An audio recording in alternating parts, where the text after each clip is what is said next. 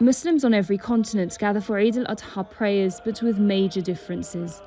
Facing one direction, Mecca, they pray in unity, but stand separated by coronavirus.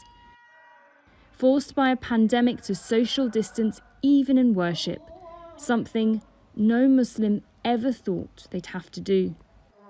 Standing shoulder to shoulder is integral to Islamic prayers, an important show of equality, regardless of age, race, or even social status. But that's no longer possible with coronavirus restrictions in place. This year's Eid is totally different from any other year. We're following social distancing rules and we can't even greet people closely. We even have to bring our own prayer mats, and less people are attending this year. And for the first time in modern history, fewer than 10,000 pilgrims are in Saudi Arabia, a far cry from last year's nearly 2.5 million from all parts of the world. But the emergency hasn't stopped the elation for the few taking part. Today is a glorious day. It's Eid.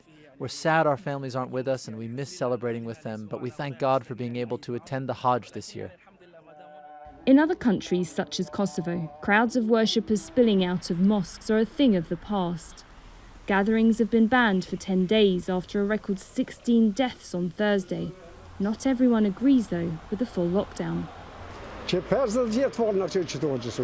I've prayed here for 50 years. I don't understand why they stopped this during our festivities. The mosques should stay open.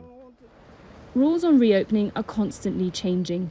Britain's Prime Minister Boris Johnson announced a delay to the planned easing of restrictions on August 1st. I know that the steps that we're taking will be a real blow to many people, to everyone, obviously, whose wedding plans have been disrupted or who cannot now celebrate Eid in the way that they would wish. And I'm really, really sorry about that, but we simply cannot take the risk. While the mood is subdued worldwide, some good news though for hundreds of Turks able to attend Eid prayers at Hagia Sophia for the first time in 86 years.